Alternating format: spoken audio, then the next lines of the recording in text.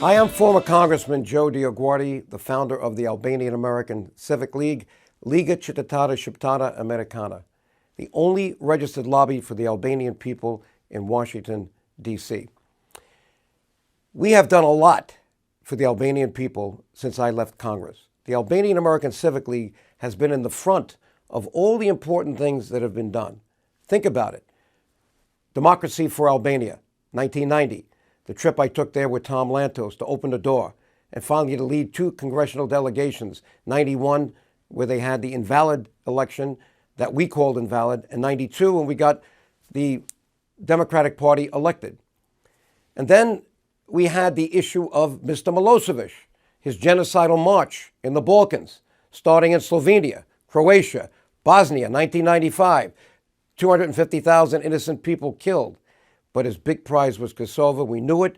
We warned our friends in Congress, Tom Lantos, Ben Gilman, Henry Hyde, and we got Gilman and Hyde and Lantos to play a very key role with hearings and resolutions to warn Congress what we saw coming. And sure enough, in 1989, Mr. Milosevic occupied Kosova brutally. 1990, I went to Pristina with Tom Lantos. And we told Mr. Milosevic to his face that America was watching everything you do. And that led to his actual indictment in 2002 in The Hague when Shirley and I went there to testify against him.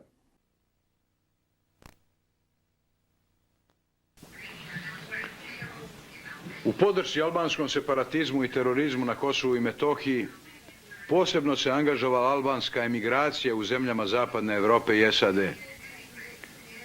U Americi je 86. godine još osnovano Albansko-američka civilna liga pod predsjedništvom uticajnog kongresmena Josepha DioGuardija, čiji je zadatak bio da aktivno lobira na Capitol Hillu za zahteve i ciljeve kosovskih Albanaca.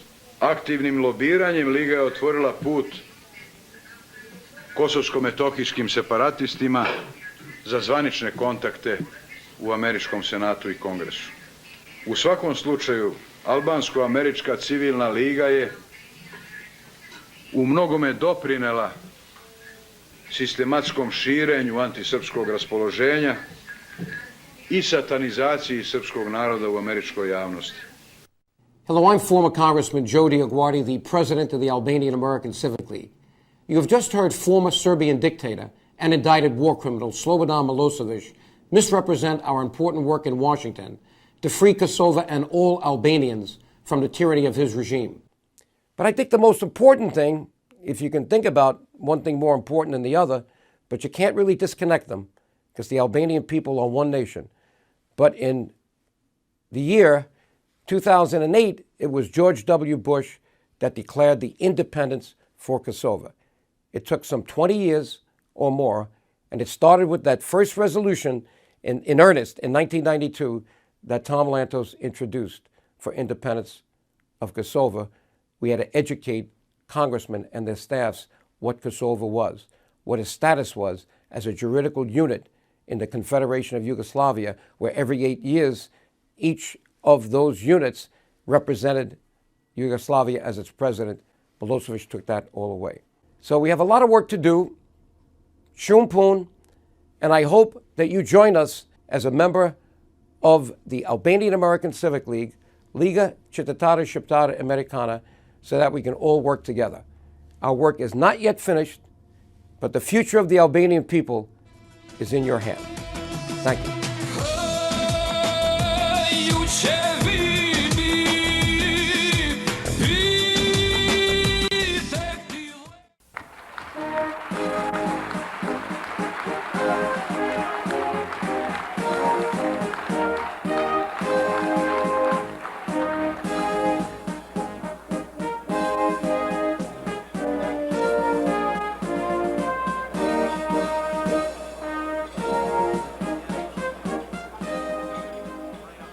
Okay, let me begin by introducing one of our great supporters, and let me say this, it's going to be difficult to say the word great because everyone here is great tonight.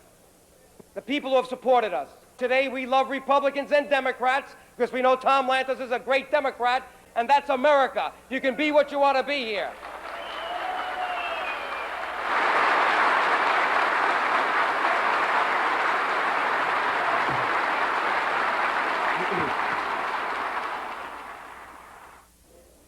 You know, freedom is a very precious commodity. Thomas Paine, 200 years ago, when this great country was being born, much like Kosova is being reborn today for freedom, Thomas Paine, in his crisis papers, said it best when he said, "These are the times that try men's souls." We have new Thomas Paines today, new Thomas Jeffersons, new George Washingtons, new Skanderbegs. We have people like Congressman Tom Lantos.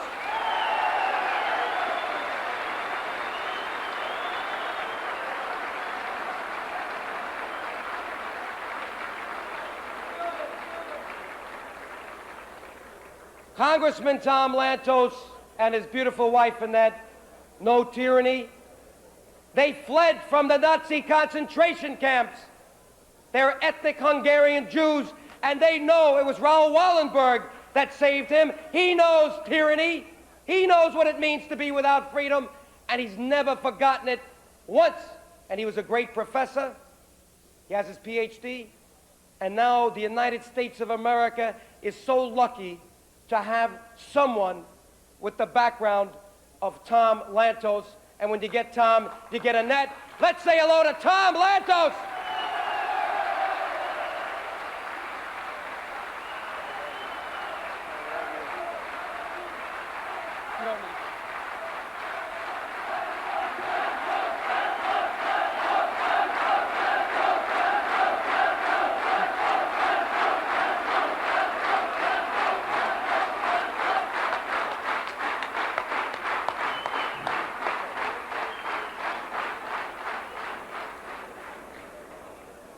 There are great moments in history. It was just a few months ago that Annette and I were at the Berlin Wall after it crumbled, and we chiseled a little bit of that wall of tyranny to bring it home to our grandchildren. And I remember many years ago, a young American president stood by that wall and said, "Ich bin ein Berliner. I am a citizen of Berlin." And he meant by that he identified with the people suppressed by tyranny and the police state, and he was one of them. Tonight, Annette and I are telling you that we are deeply grateful for the privilege of being at this historic evening. And if you'll allow us, tonight we feel like Albanians.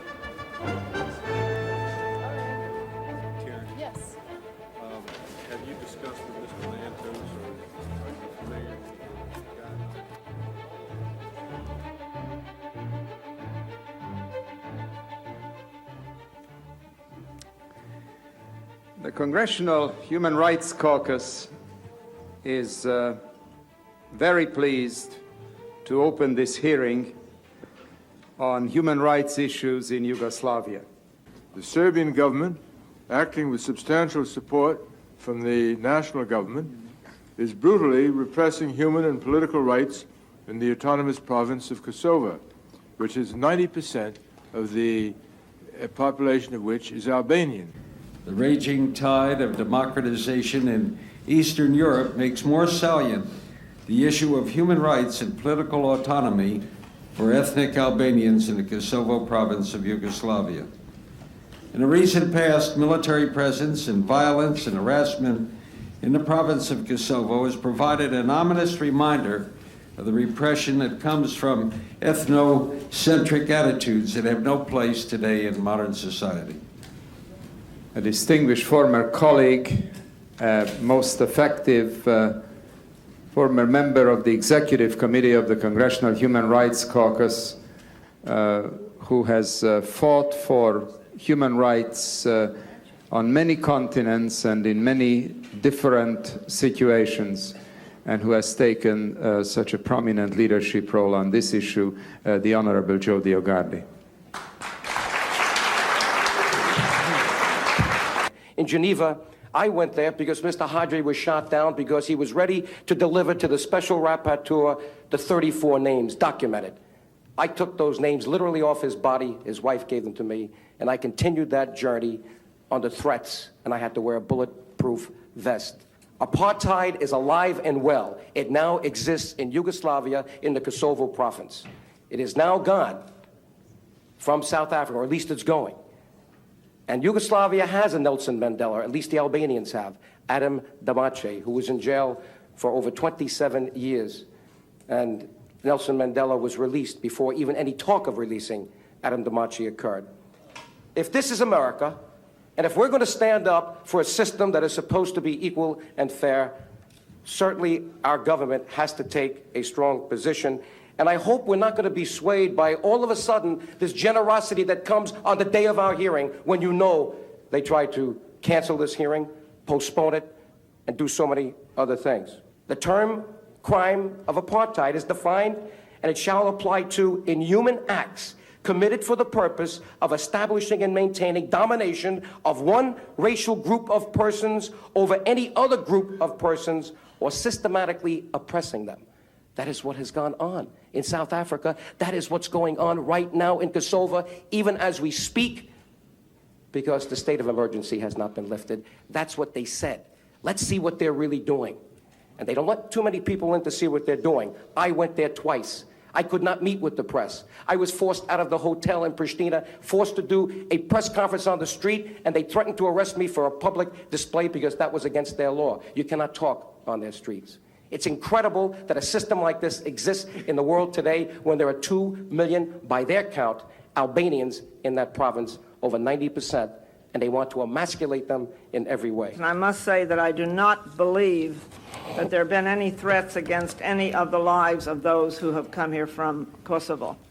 That I do not believe, Mr. Chairman, and I know that some of the FBI and others are here because I happened to call them. Me. Now, you also said that there is the fight is between communism versus democracy. How come, since communism is decreasing in Yugoslavia, this problem seems to be rising up to the top? Were conditions under Tito better at that time?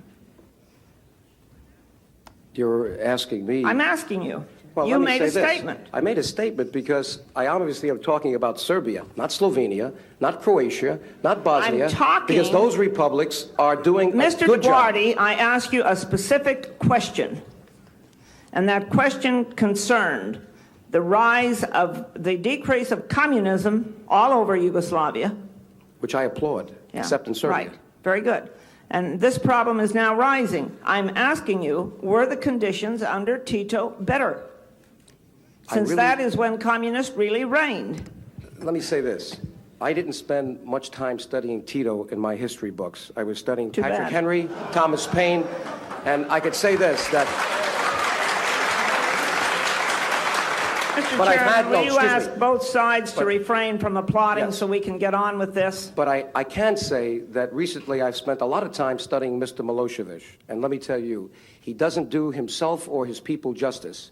I met with many prominent Serbs and had many good conversations with them in Belgrade, but the kind of political rancor he is creating for his own personal ambitions will be the undoing of his great republic and the undoing of Yugoslavia if he persists. That, I'm sorry, communism none of us support. But you made a statement about communism, that this was communism versus democracy. And we do know that communism is decreasing all over. And we're all supporting it, and we're all pushing for it. But this problem seems to be on the rise, and I'm just saying, I'm asking about the comparison.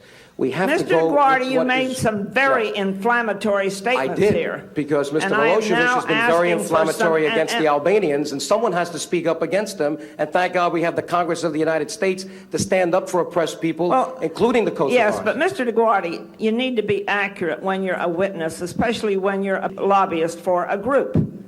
I'm an ethnic Now, you have Albanian. to be I'm an ethnic accurate. Albanian. I'm an ethnic Albanian. I'm the president of the Albanian American Civic League and the Albanian American Foundation, and I resent those intonations.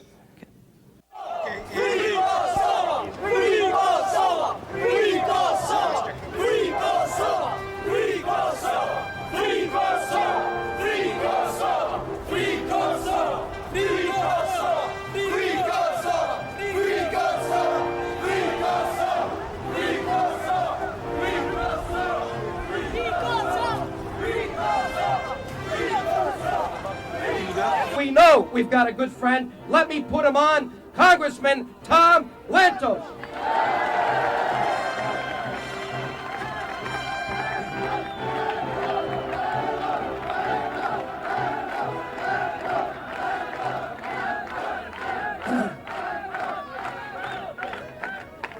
A year ago,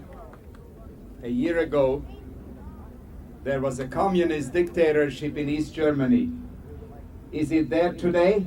No! A year ago, there was a communist dictatorship in Czechoslovakia. Is it there today? No! A year ago, there was a communist dictatorship in Bulgaria. Is it there today? No! A year ago, there was a communist dictatorship in Serbia, and it is there today. I tell you, the winds of freedom and democracy are sweeping the whole of Eastern and Central Europe, and they will not stop at the borders of Kosovo.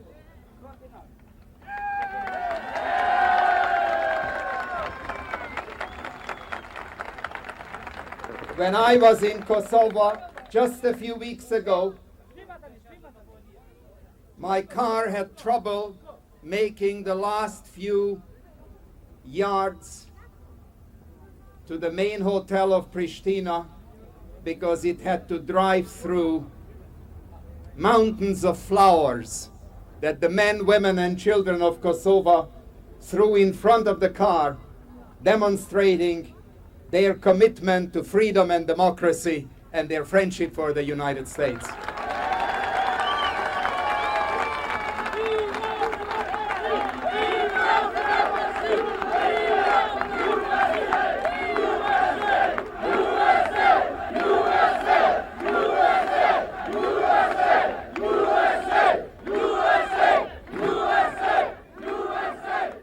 That he was there for us in the beginning. He's been there for us all the way, and he is no doubt in my mind the most important person we have for changing the misguided policy of our State Department that is trying to stay neutral today on the issue of human rights in Kosova. So I give you that great senator from Kansas, Senator Bob Dole. Dole! Dole!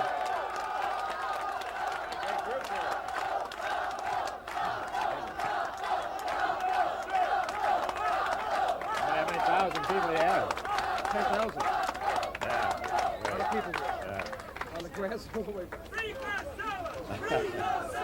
Free Kosova! Free Kosova!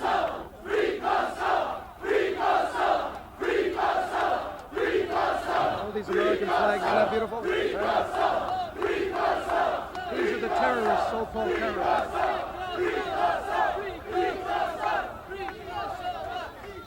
Well, let me say, first of all, I'm very honored to be here.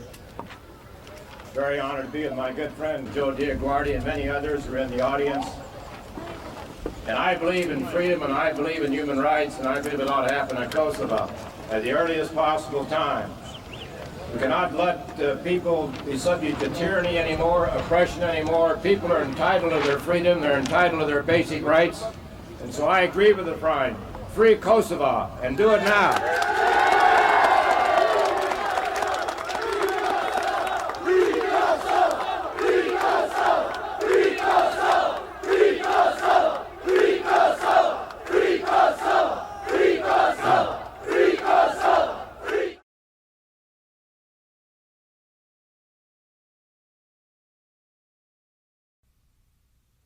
Welcome. Nice to be here, Senator. I recall being here in this very position, facing you on, I guess it was February 1991, just over 7 years ago, when you were concerned, really concerned about what was going to happen in Yugoslavia. And I remember ending that testimony by saying that I didn't think that Yugoslavia was going to stay together. We're all hoping that it would. The United States was banking its foreign policy on it. And all we heard during that meeting was how Albanian terrorists and separatists and the quest for greater Albania was going to destroy Yugoslavia. And now we see what destroyed Yugoslavia, which was there all the time, the quest for greater Serbia. Slobodan Milosevic, when he walked in to Kosova and brutally occupied it and took away its legitimate status as one of the 8 juridical units of the Confederal Republic of Yugoslavia, where Kosova had an equal vote with Serbia. It rotated every year. Created, in less than a few years, not only apartheid, but a Warsaw ghetto that still exists in the heart of Europe today. I wouldn't be concerned, Senator, about greater Albania. I'd be concerned that we've already legitimized ethnic cleansing by creating a phony republic called Srpska. It never existed. It's there. Why? Because Slobodan Milosevic wanted it.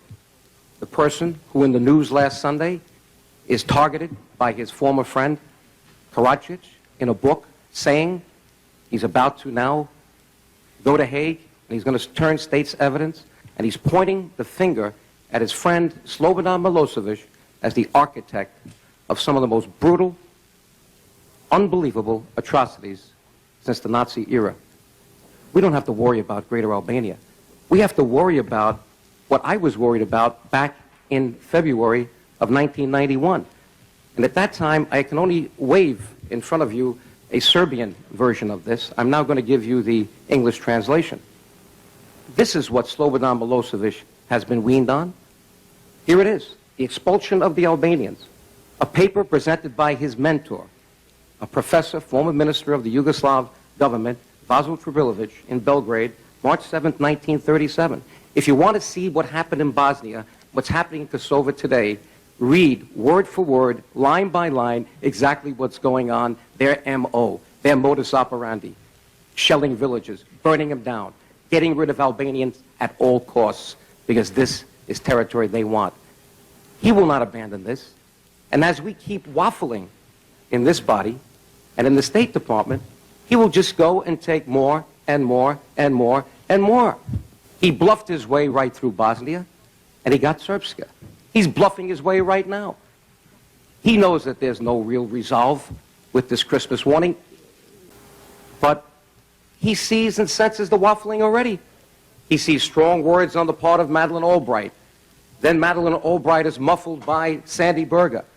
And then we have questions coming up in Gilman's hearing a few weeks ago about the Christmas warning, and a very lukewarm response by Ambassador Gelbart. We have to meet with you in executive session, and you heard it again today. No direct response. Don't you think Slobodan Milosevic is hearing those responses? Don't you think he's ready to do more and more because he sees that the greatest superpower in the world has lost its resolve? has a foreign policy which has abandoned the principles upon which this country was formed. Our foreign policy should be based on fundamental human rights. That's one of the key determinants of foreign policy. We have today in Kosova some of the most egregious examples of violations of those human rights. In fact, Senator Biden, during that hearing that you held, and it was a wonderful hearing, it was the first time that you got all groups together to talk about the problem, I had to fly in reports from the Council on Human Rights from Pristina and other places, litanies of horror. I don't have to do that today. You know why? All you have to do is read your own U.S. country report from the State Department. Here it is, the 1997 edition. But if you read the last 5 years, you can't believe the litany of horrors in here against the Albanian people of Kosova. What are we waiting for? How many people have been killed and brutally tortured and detained and disappeared? Every criteria they use has been violated. Why is there such a disconnect between those egregious violations and our professed adherence to human rights when it comes to foreign policy? Is there another deal in the wind? Perhaps you didn't ask the right questions to Ambassador Gelbard. Are we placating Russia for some reason? They're always there supporting their first cousins, the Serbs. That's where the Serbs came from in the 6th century AD, from the Ukraine. We know they're blood brothers, or at least blood cousins. They're always there supporting them. But what has Russia done for us in Iran, Iraq, and China, and so many other places? They don't support us. Why are we giving such deference to Russia? Why are we even considering a contact group at this point, including Russia? This is an issue that should be led by the United States of America in the NATO milieu, without Russia. This is where it belongs. That is what solved Bosnia. And the only reason today Bosnia is not like Kosova, Mr. Chairman and Senator, is that we have troops there. Who are we kidding? When are we going to wake up?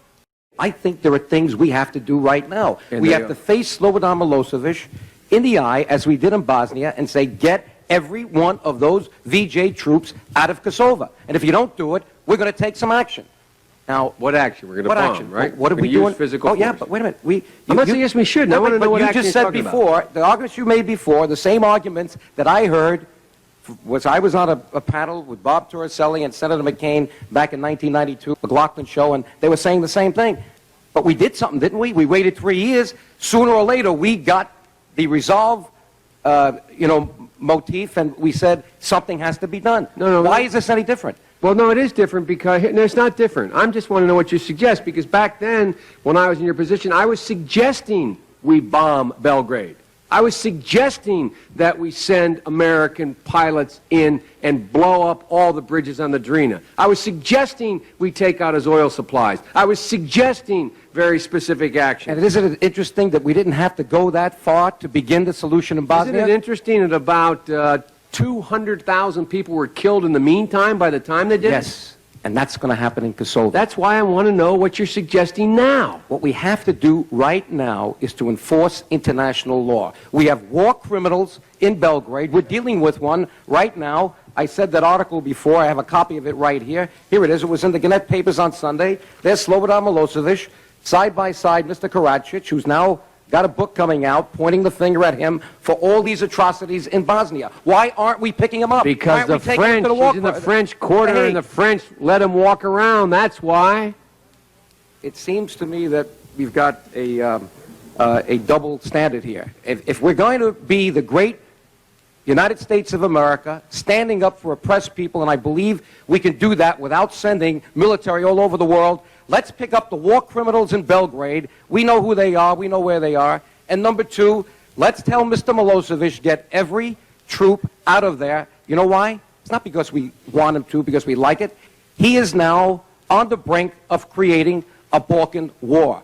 You know the problems we have between Greece and Turkey. You know how fragile Macedonia is. You know that we right now have 600 troops on the border in Macedonia. What are we waiting for? If he keeps doing this, all he's doing is raising the temperature, and as the Greek foreign minister said, the hand grenade will explode and the Balkans will explode. We have no choice. Let's do something now than have to do 20 times more later on. I think there are a number of things we can do, starting with the Christmas warning. I also think that you've also helped make the case. You say, let's get NATO in. What do you think is going to happen in that little vote to put NATO troops in Albania when Greece and Turkey vote? What do you think, huh? I want to be there at that meeting when you guys and your diplomatic skills bring the Greeks and the Turks together on a uniform vote. And, you know, we do have this little thing, you know, guys, in this little outfit called NATO, called consensus. You know, you don't get them all, you don't get any of them. You know? I mean, that's kind of the NATO thing. But, Senator, what happened then at the last minute when we decided to do something to solve the situation in Bosnia? Did we learn from that experience? Why can't we repeat that? Much less of an interest that they each have there than there is inside, quote, Serbia. Hi, I'm Shirley Cloyes DioGuardi, Balkan Affairs Advisor to the Albanian American Civic League. Years ago, the late Arben Jaferi, then the leading Albanian politician in Macedonia, said that it was Joe DioGuardi's advocacy for Albanian freedom when he was a member of the U.S. Congress in the 1980s that marked the beginning of the diplomatic effort to resolve the Albanian national cause in the late 20th century. I wasn't there when Joe was in Congress, nor was I on the scene when he formed with a core group of Albanian Americans, the Albanian American Civic League. I was a book publisher specializing in international politics, and I was deeply concerned about the rise of Slobodan Milosevic. It was that concern that led me to Joe and to the Albanian American Civic League. During those years, as I watched Bosnia, as the world failed to act, leading to 250,000 dead and 4 million displaced, I began to realize that stopping Slobodan Milosevic's genocidal march across Europe was deeply connected to resolving the Albanian national cause. I think we can safely say that it was the Civic League working with the foreign policy leaders in the U.S. Congress that prevented Kosova from befalling the fate of Bosnia. We can say that it was this work that prevented the criminalization of the Kosovo Liberation Army, that ultimately led to NATO bombing Serbia, that led to Slobodan Milosevic being taken to the War Crimes Tribunal in The Hague, and ultimately that resulted in the recognition of Kosovo as a sovereign independent state. We have spent the last year digitizing our archives so that for the first time you will be able to see full coverage of rallies, hearings, speeches before the U.S. Congress and in the press and parliaments of the world in our effort to save Kosovo. In addition, please visit our website at www.aacl.com to access 25 years of reports to politicians in America and around the world, and articles aimed at educating the international community about the Albanian reality, characterized by 125 years of arrest, torture, incarceration, forced expulsion, and genocide at the hands of hostile Slavic regimes. I think we know that our job is not yet over. Kosovo is an independent state in name only because the Serbian-Albanian conflict has yet to be resolved. Since the end of the war, Belgrade has embarked on an unfortunately successful propaganda campaign to miscast Albanians as a Muslim, potentially terrorist force in the heart of Europe. As we all know, Albanians are Muslim, Orthodox Christians, Roman Catholics, and Jews who have lived side by side in harmony for centuries.